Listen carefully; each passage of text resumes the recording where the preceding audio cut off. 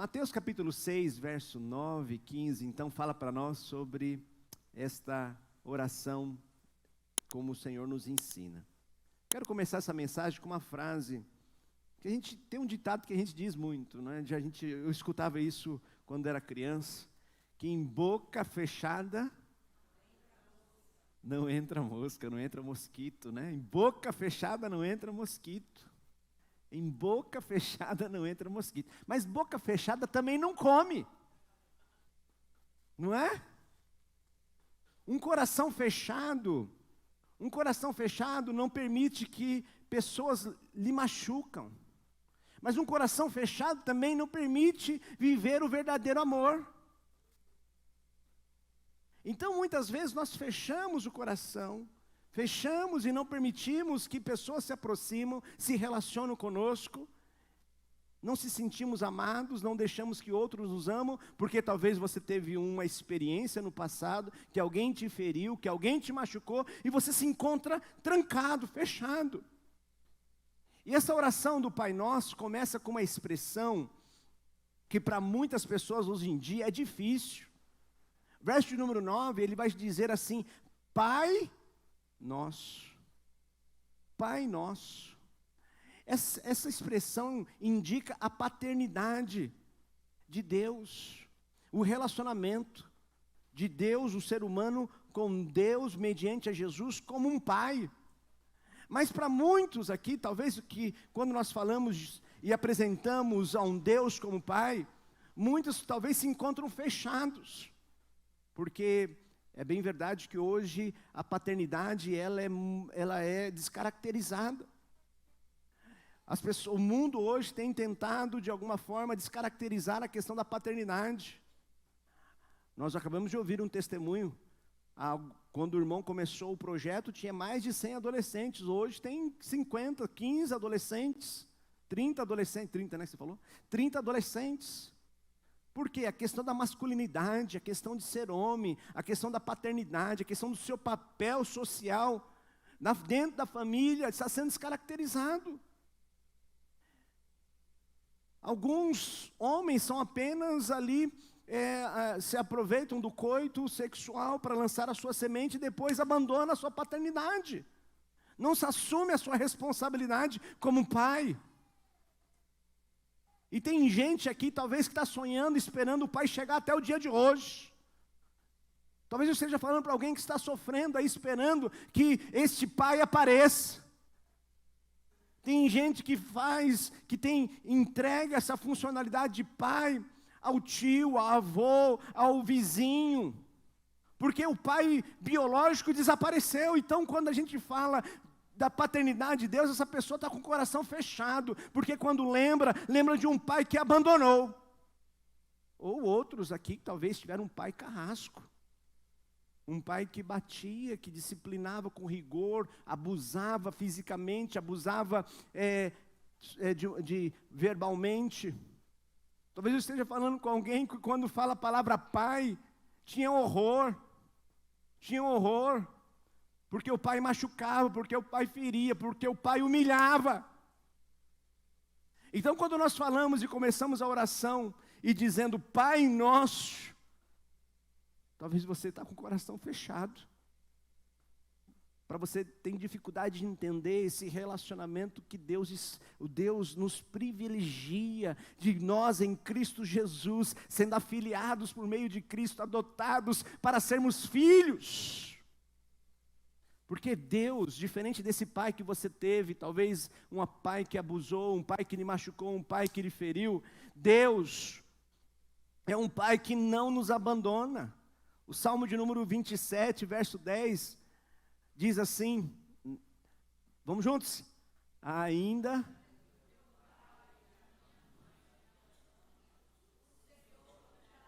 Mais uma vez, vamos juntos? Ainda que o meu pai e a minha mãe me abandone, o Senhor cuidará. O Senhor cuidará de você. Diga à pessoa que está ao seu lado, o Senhor cuidará de você. Amém?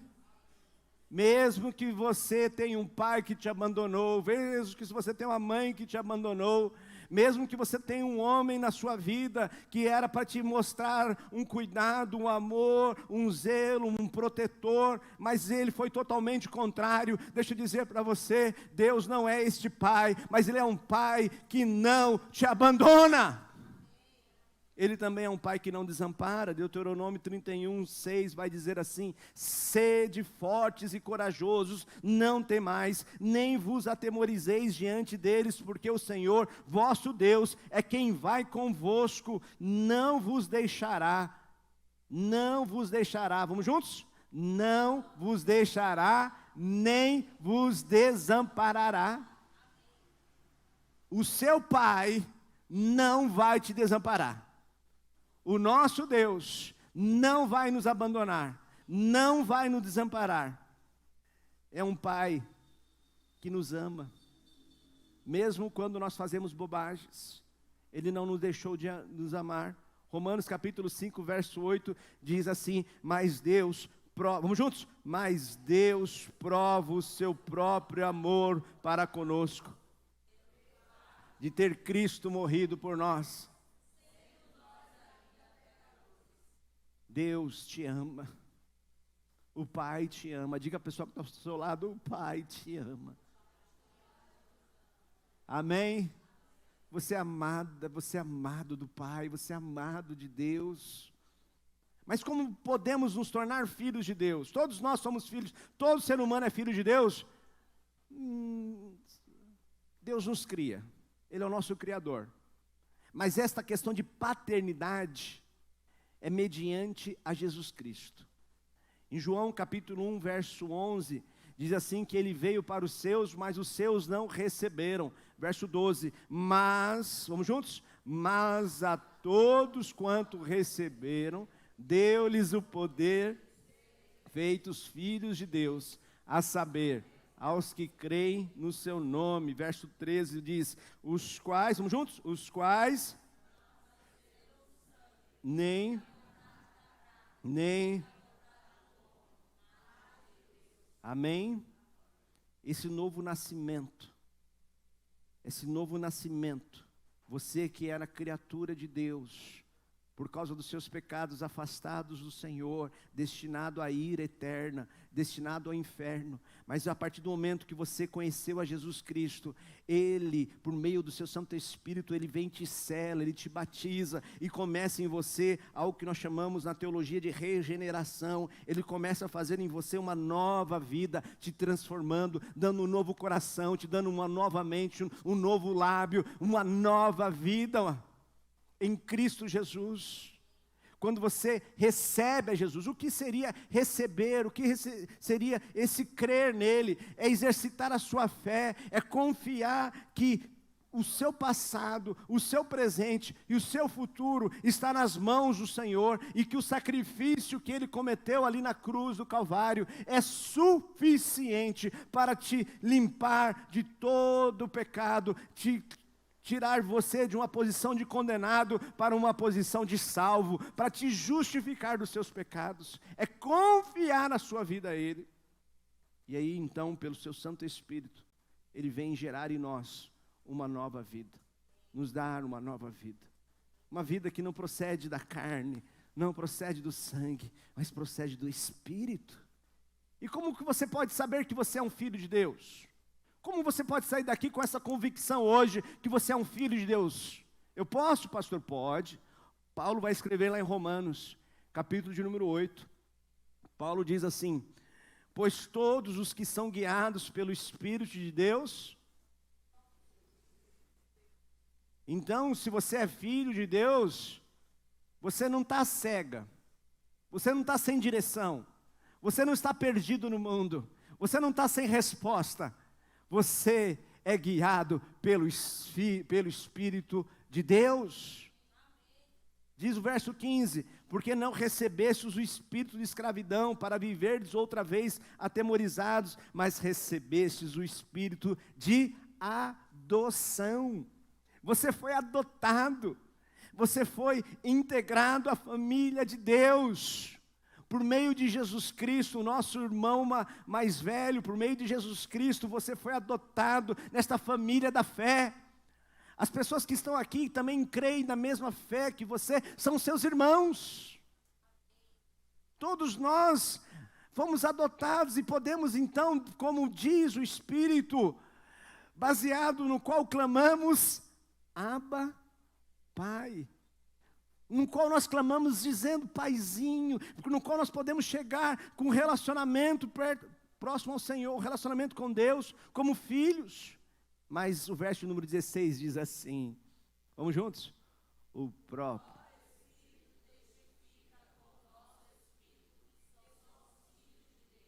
Não é o pastor Márcio que vai dizer que você é filho de Deus. Não é a pessoa que está ao seu lado que vai dizer que você é filho de Deus. Mas o Espírito que habita em você testifica com o Espírito, que o seu Espírito dizendo que você é filho, é filha de Deus. Diz o verso 17, ora, se somos filhos, vamos juntos?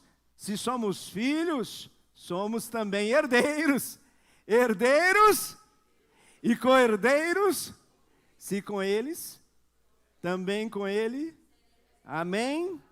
Somos herdeiros. Quando um vizinho chega na sua casa, ele chega entrando, o que ele faz? Ele bate palma, ele toca a campainha, não é assim? Para você poder abrir ali a porta para ele entrar.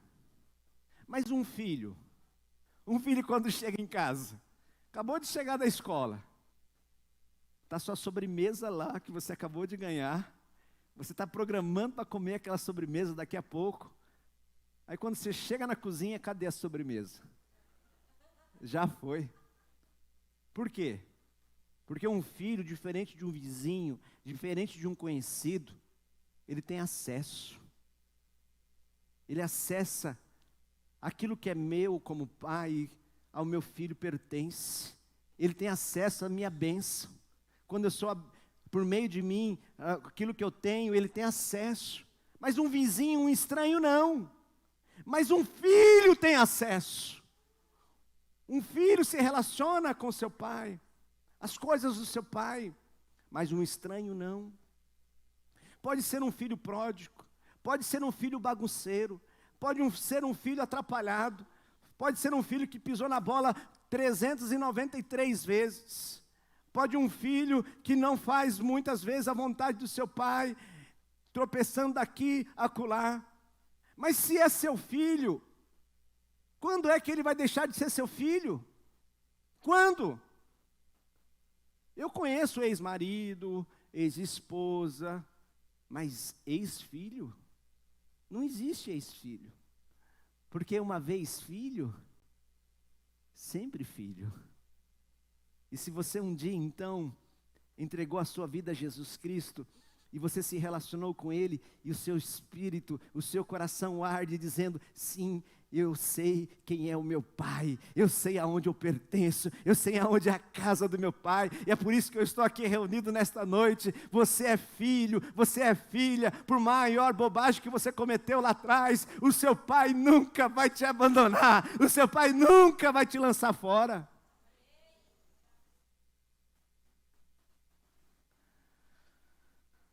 Antes de pedirmos qualquer coisa, esta oração nos ensina, o verso de número 9, ele diz, Pai nosso, vamos juntos? Pai nosso que estás no céu, santificado seja. O que seria santificar o nome do Senhor? Santificado seja o vosso nome, santificado seja o teu nome. Aqui Jesus nos ensina para que nós honramos a Deus. Seja venerado, seja honrado. Está em foco aqui a honra de Deus entre os homens.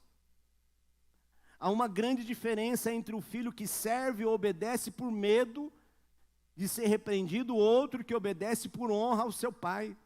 Então, antes do filho pedir algo para si, Jesus está nos ensinando que como filhos, devemos honrar ao nosso pai. Que como filhos devemos servir, ser obediente a Ele, não por medo, não por temor, não por força, mas por honra. Por exemplo, posso chegar cansado em casa, deito lá no sofá, vou usar a ilustração do meu filho mais velho, peço, Mateus, pega um copo de água para o pai. Aí o Mateus fala assim, pai, pede para o Miguel. Aí você cansado lá, aí você engrossa a voz, né? Eu não mandei ele, mandei você. E aí ele levanta do sofá, começa a bater o pé, vai na cozinha, bate o armário, pega o copo de água e traz para o pai. Está aqui. Ele obedeceu, sim ou não? Sim. Obedeceu? Obedeceu. Na força do ódio, né? Bater no pé. Bater no pé. Ele me honrou? Dessa forma? Me honrou dessa forma? Agora uma outra situação, cheguei em casa cansado, deitei no sofá. Aí o Mateus vira para mim e diz assim, pai, você quer um copo de água? Eu vou pegar para o Senhor. Está tudo bem, pai? O Senhor está bem, pai? Precisa de mais alguma coisa? Está pedindo alguma coisa, né? Mas exatamente é o preparo da oração. Mas o sentido é esse, exatamente o preparo da oração. Faz sentido ou não? Ele está honrando. Ele está abrindo portas. Está honrando. Talvez eu esteja falando para alguém aqui que falou, não, hoje eu vou para o culto porque hoje é dia de ir para a igreja. Mas eu vou para a igreja. E chegou na igreja, está sentado, amargurado, esperando. Pastor, termina logo que eu quero voltar para casa. Será que essa pessoa está honrando a Deus dessa forma?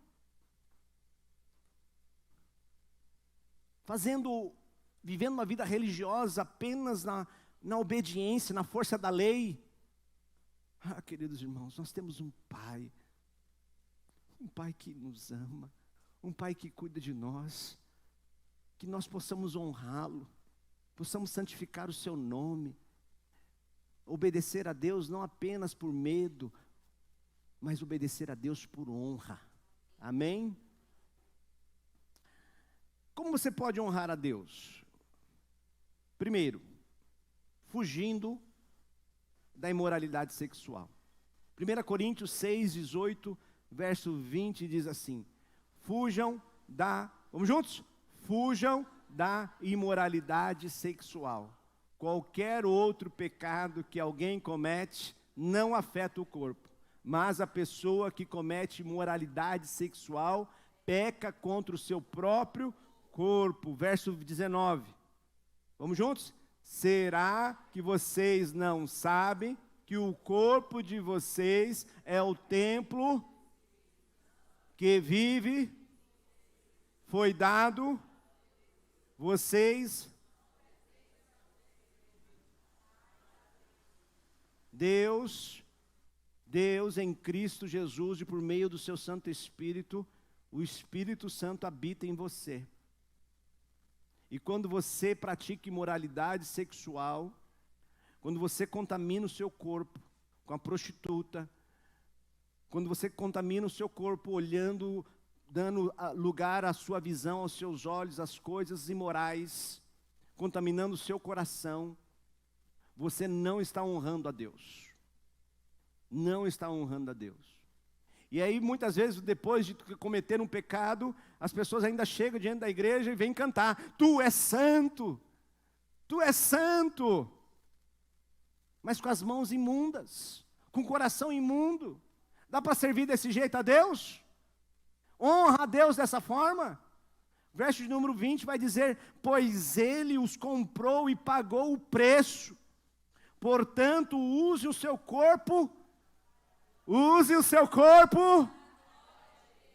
Aí isso honra a Deus. Quando você foge da imoralidade, quando você limpa o seu coração do pecado, quando você usa o seu corpo, você pode estatuar, pode, você pode colocar piercing, pode, você pode usar uma roupa sensual, você pode fazer o que você quiser com o seu corpo, mas lembre-se, um dia você vai prestar contas a Deus. Então, em vez de você usar o seu corpo de uma forma mundana, use o seu corpo para glorificar a Deus. Fuja da imoralidade. Segundo, como você pode honrar a Deus? Provérbios 3:9 vai dizer assim, vamos juntos? Honra ao Senhor com as primícias. Dedique ao Senhor os seus dízimos e as suas ofertas, suas finanças, o seu tempo, o seu coração, aonde está. Honre a Deus. Tem gente que gasta dinheiro investindo ali, gasta num almoço, num fast food, e quando a gente fala de missões, o coração fica apertado. Fala assim, pastor, pedindo dinheiro mais uma vez. Pastor Márcio pede muito dinheiro. Mas deixa eu dizer uma coisa aqui. Eu não peço dinheiro para mim, não. Os irmãos sabem aqui. Os irmãos sabem quanto que eu ganho na igreja. Eu peço dinheiro para mim, não. Esse dinheiro é para manter os missionários, manter esses projetos lindos, que muitas vezes o governo não está conseguindo solucionar, mas a igreja, que é a luz do mundo e o sal da terra, nós estamos ali, investindo o nosso dinheiro, investindo o nosso recurso, porque a igreja é a esperança do mundo. Por isso que nós falamos de dinheiro. Por isso que nós honramos a Deus com nossos recursos, porque sabemos que cada centavo aqui investido é investido para o reino de Deus. Quem é membro dessa igreja pode dizer amém. Vocês aprovaram o relatório hoje. Terceiro, como você honra a Deus? Cumprindo com a sua missão. Mateus 28:19 diz assim, vamos juntos? Ide, portanto, fazei discípulos de todas as nações, batizando em nome do Pai, do Filho e do Espírito Santo. Deixa eu repetir uma frase que eu disse hoje de manhã. Não conseguimos transmitir o culto, então provavelmente alguns de vocês não escutaram. Você já assistiu aqueles filmes, na qual o herói, aquele protagonista, talvez está lá no final da sua vida, levou 5 tiros, apanhou bastante, caiu de um prédio, e aí vem aquela pessoa, e a pessoa tem ali alguns segundos para dizer a última frase. Agora, se ponha você nesse lugar. Imagine você tivesse a oportunidade de falar as suas últimas frases aqui na terra. Quais seriam as suas últimas frases aqui na terra? Qual seria? Pergunta a pessoa que está ao seu lado. Qual seria a sua última frase aqui na terra? Se você soubesse que te resta alguns segundos de vida, qual seria a sua última frase? Diga aí, pergunta para o pastor Pedro aí, irmã Luci. Qual seria a sua última frase?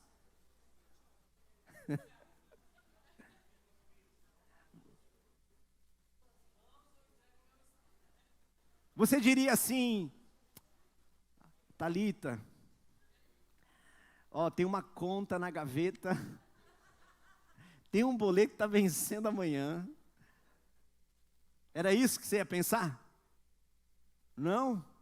Alguns iam dizer assim, olha, a senha do cofre é tal. A senha do cartão é essa. Saque tudo. Nessa Thalita, esposa de pastor, dava para sacar na boca do caixa tudo que está na conta, acabou. É o limite. É o limite. Qual que seria a sua última frase? Provavelmente seria algo muito importante para você, sim ou não? E que é até difícil a gente pensar agora. Mas a gente pensa em algo muito importante. Se fosse um filme da Marvel, não, da DC, diga a Mary Jane que eu a amo. Não era assim? É da DC ou da Marvel? Eu nem sei de quem é essa aqui.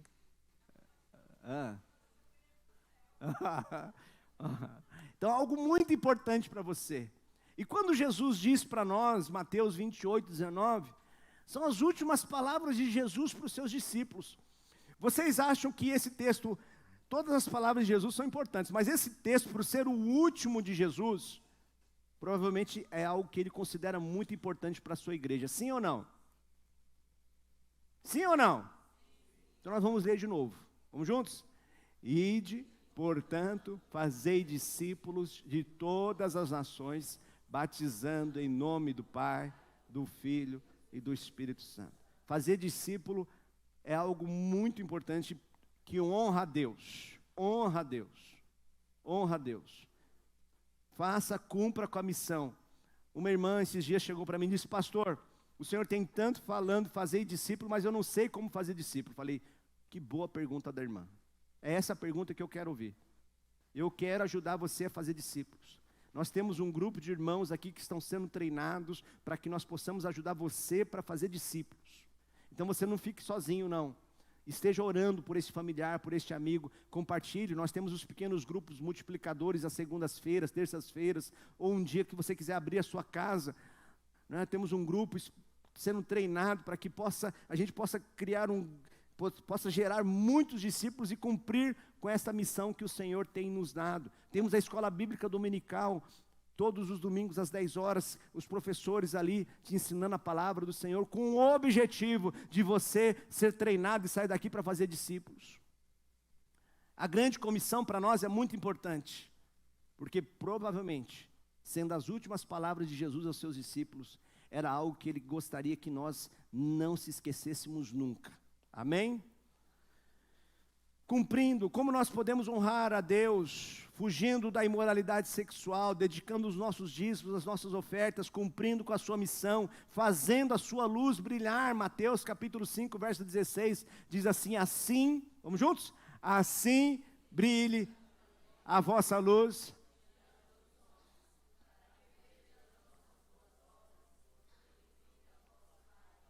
Amém? Como você glorifica a Deus, como você honra a Deus, fazendo que a luz de Cristo brilhe através de você. Como você honra a Deus, quando encontramos a felicidade em Deus. Salmo 37, verso 4. Vai dizer assim, vamos juntos? Que a sua...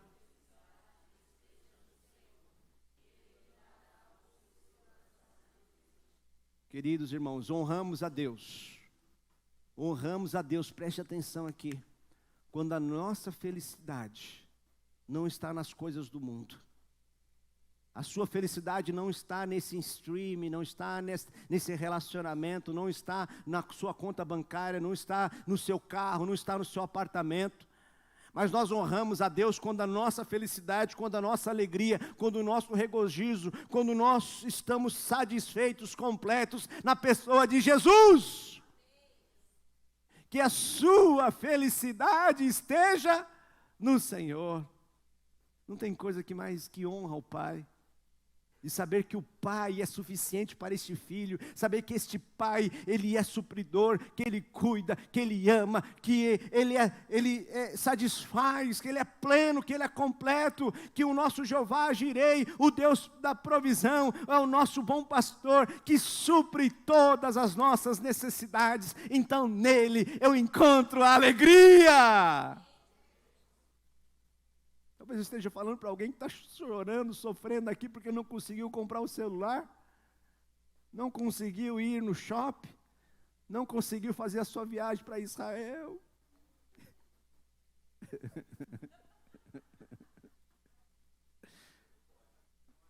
Mas eu vou ainda, né? Oh, paz, vai comprar passagem adiantada, né? Não sabe quando vai ter guerra. Mas a nossa felicidade, a nossa alegria tem que estar no Senhor. Em boca fechada, não entra mosca, não entra mosquito. Em boca fechada não entra mosca. Mas com a boca fechada também não se come. O coração fechado não entra pessoas para lhe machucar. Um coração fechado nunca saberá o que é o amor. Então talvez você teve um pai que te machucou, que te feriu. Que nesta noite, olha só as últimas palavras dessa oração, que segue logo depois dessa oração. Tem muita gente que não consegue abrir o seu coração para o amor, pois estão com o seu coração cheios de ódio. Cheios de ódio. O ódio está impedindo de você crescer. O ódio está impedindo de você abrir o seu coração para você amar, para você viver o melhor de Deus, para você viver um novo de Deus, para você crescer num relacionamento com o Pai, relacionamento com Jesus, com a sua igreja, com seus irmãos, com novos discípulos. Talvez eu esteja falando com gente que está cheio de ódio, que quando eu comecei a falar do Pai, já veio aquele ódio no seu coração. Alguns anos atrás, acho que uns 15 mais ou menos, 16, eu estava pastor de uma igreja no interior de São Paulo, não chega no interior, aqui em São Lourenço da Serra, logo depois de Itapecerica. Era um culto de quarta-feira. Era um culto de quarta-feira, uma noite fria, gelada. Veio meia dúzia de gente no culto. Acabou o culto, os irmãos estavam indo embora e eu fechando a congregação, a igreja. E de repente entra um andarilho, bem na hora de eu ir embora. Pensa como que eu fiquei. E aquele andarilho começou, sentou. E aí eu fui conversar com ele, o nome dele era Marcos. E aí eu disse: Marcos, como que você foi parar numa situação como essa, Marcos? E ele disse: ah, seu pastor, na minha adolescência, eu briguei com meu pai, e eu acabei ferindo meu pai, e ele veio a óbito. Minha mãe não entendeu que eu estava apenas defendendo ela, e disse que me odiava. Então eu peguei as minhas coisas e caí no mundo. Aí eu aquele senhor, né, já era um senhor, já não era mais um adolescente, eu e ele sozinho naquele lugar, naquele breu daquela congregação.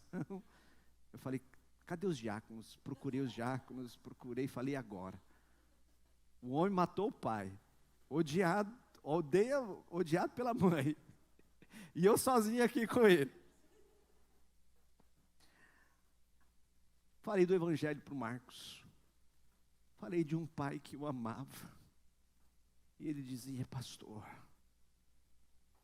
eu odeio meu pai, eu odeio minha mãe. Eu não entendo, não consigo aceitar esse amor, pastor. Não consigo aceitar esse amor, pastor. Eu não, meu coração está cheio de ódio. Aí ele se levantou e seguiu a sua caminhada. Marcos não estava pronto para abandonar aquele ódio. Marcos, seu pai já tinha falecido, ele matou o pai. Sua mãe provavelmente já era uma velhinha, ou seja, já não tinha também ido a óbito, ele não sabia. Que o Marcos não era já um garotinho, já era um senhor de idade.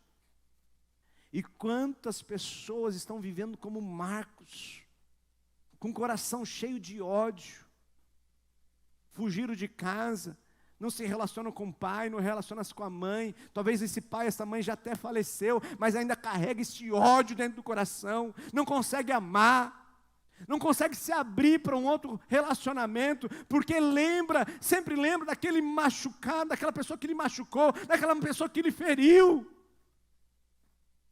O ódio é um veneno que destrói de dentro para fora, produzindo uma amargura que corrói os nossos corações e mentes. Hebreus capítulo 12, verso 15 diz assim: tomem cuidado para que ninguém abandone a graça de Deus. Cuidado para que ninguém se torne como uma planta amarga. Uma planta amarga que cresce e prejudica muita gente com seu veneno.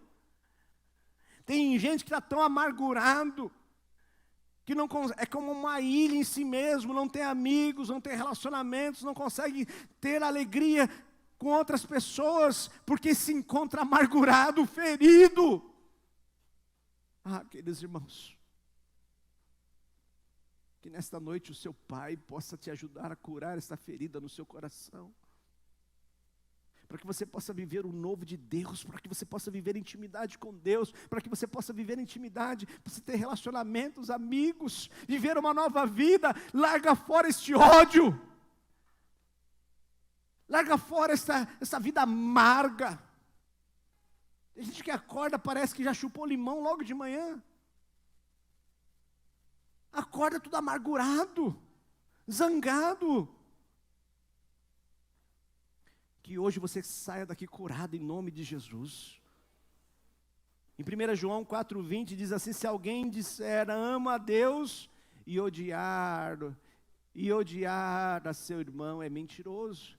Pois aquele que não ama seu irmão a quem vê, não pode amar a Deus a quem não vê. Se você está com o coração cheio de ódio, você não vai conseguir se relacionar com Deus Pai. Se você está com o coração cheio de ódio, a sua fé vai ficar limitada, a sua vida de fé, de relacionamento com Deus, não vai crescer. Aí você vai andar de igreja em igreja, culpando o pastor, culpando o ciclano, culpando não sei quem, porque você não consegue, você não quer largar mão desse ódio. 1 João 2,11 diz, aquele porém que odeia o seu irmão, ele está onde? Está nas trevas. Não é aquele que te machucou que está nas trevas, não. Não é aquele que te feriu que está nas trevas, não. Não é aquele que mentiu contra a sua vida que está nas trevas, não. Essa pessoa foi usada pelo capeta para que você pudesse de alguma forma dar lugar ao diabo e hoje se encontrar na escuridão, se encontrar em trevas. Olha o quanto você mesmo se prejudicou. Não foi os tapas que você recebeu, não foi os xingamentos, não foi as palavras, mas foi que você permitiu que isso entrasse no seu coração e hoje, odiando, hoje esse ódio te separa da graça de Deus. Mas como diz Paulo, aonde abundou o pecado, superabundou a graça do Senhor. Como se livrar do ódio? Como se livrar do ódio e perdoar alguém que te feriu?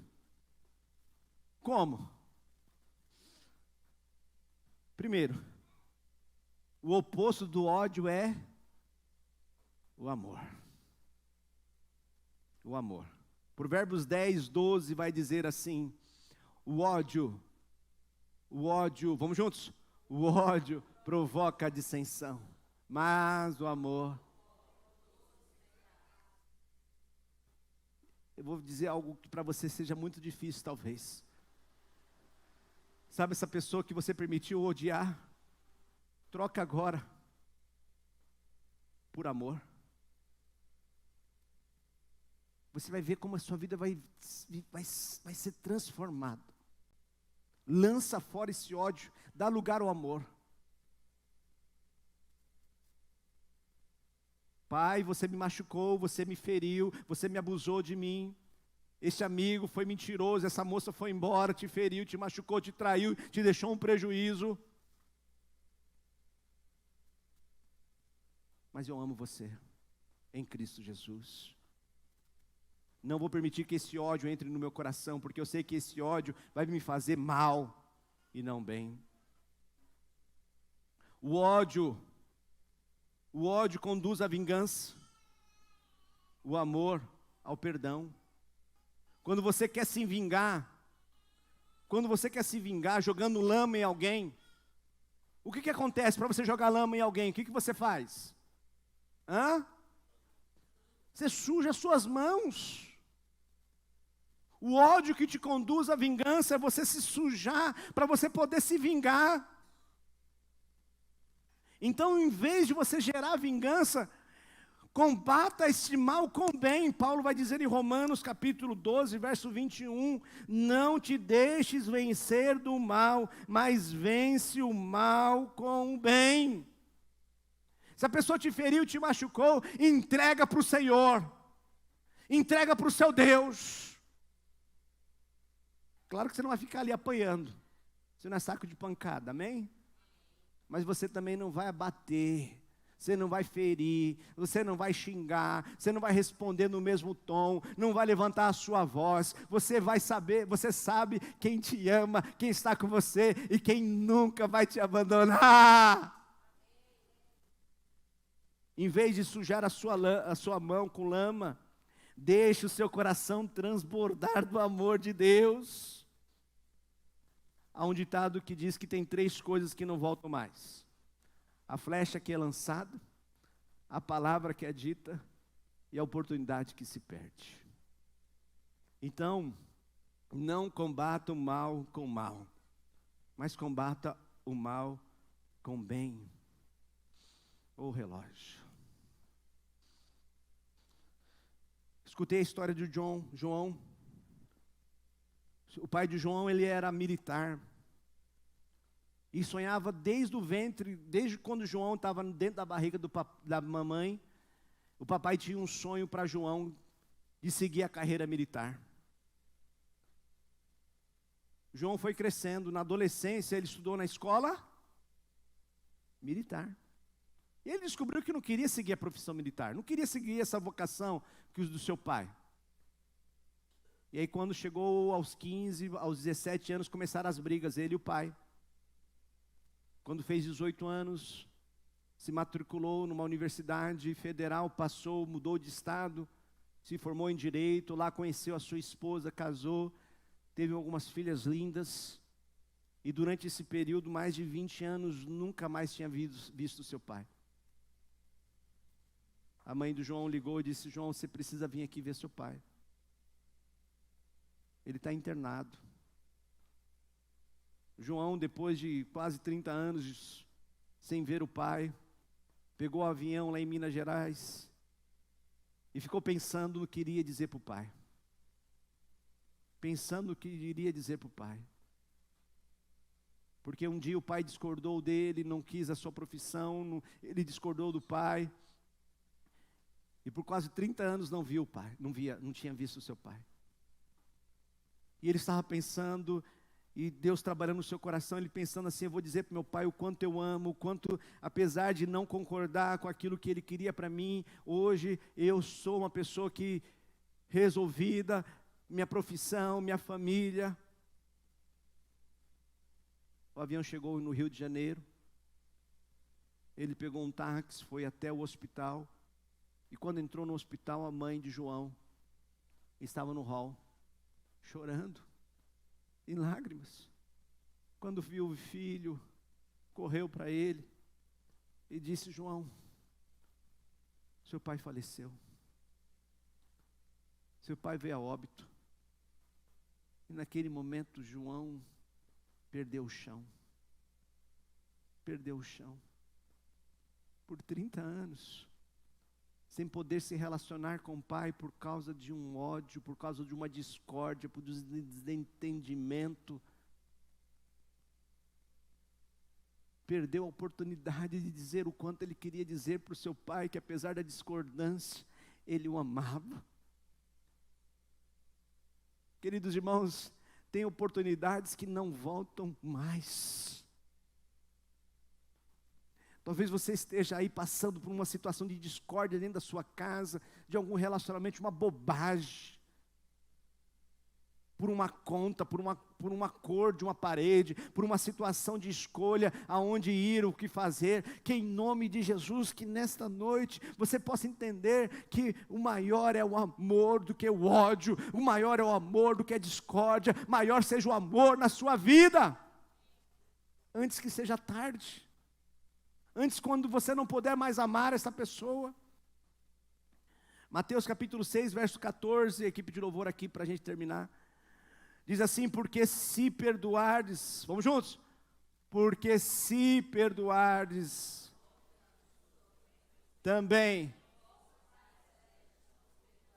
Entenda isso. Olha o verso 15.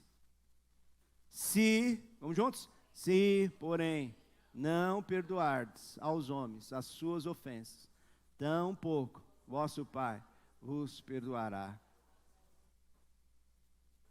Isso aqui é muito sério, queridos. Se você é filho de Deus, se você é filha de Deus, tem que aprender a perdoar. Como se vence o ódio? O ódio, ele é fruto da carne, da nossa situação humana. Gálatas 5:19 diz assim: as obras da carne são manifestas: imoralidade sexual, impureza, libertinagem, idolatria, feitiçaria, e o quê? Ódio. Ódio é obra da carne. Mas se você é um filho de Deus, se você é um filho de Deus, você nasceu do Espírito. Se você é um filho de Deus, hoje você nasceu no Espírito, você não precisa mais viver na força da carne. Não precisa permitir que você viva na força no ódio, na amargura, na discórdia, nos ciúmes, na ira, no egoísmo, na dissensão, nas facções. Não, você é uma nova criatura. Você nasceu do Espírito. E se você nasceu no Espírito, diz que o fruto do Espírito é, verso 22. Verso 22, diz que o fruto do Espírito é o quê? Amor. Ai, pastor, eu não consigo libertar deste ódio. Então saia da carne agora. E permita que o Espírito que habita em você possa transformar esse ódio em amor. Você possa amar essa pessoa que te machucou, que te feriu, que você está engasgado aí na sua vida há 30 anos, há 20 e poucos anos. Talvez essa pessoa já foi embora. E você está nas trevas, amargurado aí, cheio de doença, cheio de tumor, cheio de gastrite, não consegue dormir, porque você está com esse coração nas trevas. Mas hoje se liberte disso. Que o Espírito Santo, Espírito Santo, possa te ajudar a desenvolver este fruto do amor. Todo crente é chamado para viver pelo Espírito, viver no Espírito. Quem é salvo agora enfrenta uma luta interna entre seu espírito, que é guiado pelo Espírito Santo, e sua carne, que é ainda influenciada pelo pecado. Lutar contra a carne significa lutar contra as tentações naturais da vida, rejeitando o pecado. E o ódio é uma delas. Gálatas 5:16 diz: digo, porém, andai. Por isso digo, porém, andai. Vamos juntos? Andai no Espírito, e jamais satisfarei a concupiscência da carne. Porque a carne milita contra o Espírito, e o Espírito contra a carne. Porque são opostos entre si, para que não façais o que porventura seja o vosso querer. Em boca fechada, mas também não come. Um coração fechado, não entra pessoas para lhe machucar. E um coração fechado nunca saberá o que é o amor.